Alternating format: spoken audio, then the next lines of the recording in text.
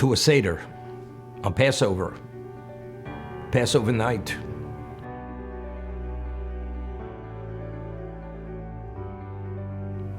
The text which we use at the Seder, this is to commemorate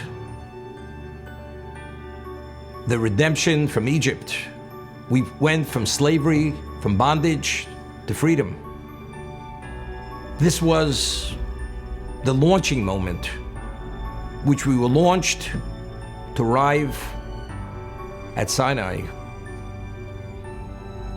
50 days later to be taken as God's people.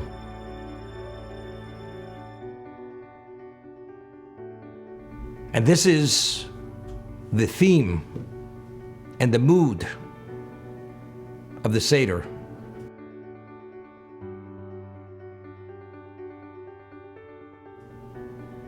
What's most vivid in most people's minds are the 4 cups of wine, which we drink, which is to commemorate, which corresponds to the 4 expressions of redemption. The Matzah, the bread of affliction, the poor man's bread. This is what we eat. But in the text of the Haggadah is the book which we read from. We say, Baruch HaMokom Baruch Hu. Blessed is the Mokom, blessed is he. God is referred to as Mokom. In Hebrew, the word Mokom means place. God forbid, if a person lost a loved one, a parent, a spouse, a sibling, a child, one grieves for a 7-day period.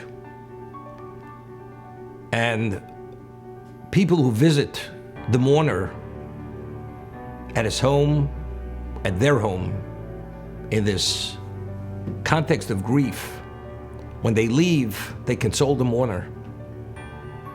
And they make a statement to him. And they say to the person who's sitting Shiva, who's in mourning, Hamakom Yenachim Eschem. The Makom, referring to God, he should console you. Among the mourners of Jerusalem and Israel, this is the consolation. Again, in this context, God is referred to as Makom. Makom means place.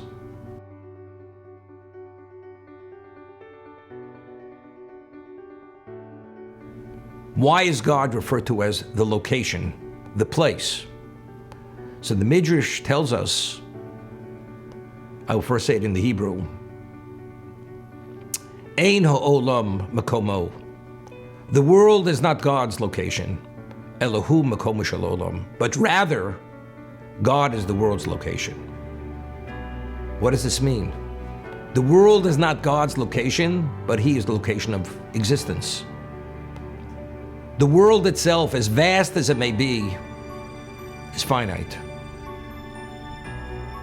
God is infinite.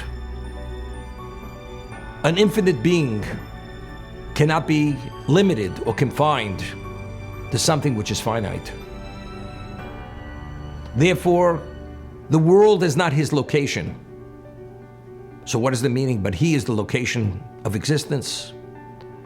So Rabbi Chaim of Volozhin, the primary student of the Gaon of Vilna, explains what exactly is the basis for existence and for the ongoing existence. How did the world initially come into being?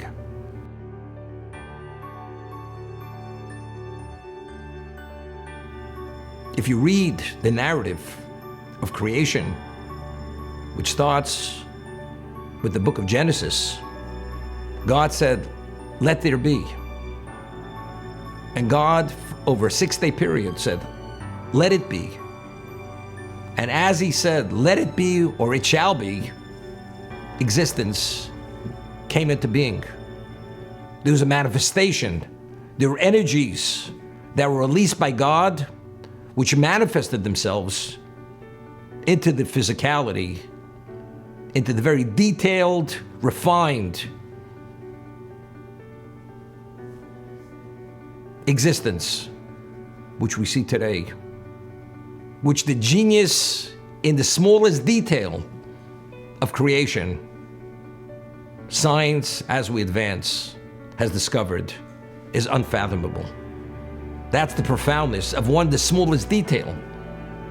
The balance of existence, the balance of nature, the balance of the human body, the brain activity, the chemical balance within a human being, why he functions as he functions. And if it's not perfect, the function is not correct. There's a malfunction. This is all willed by God.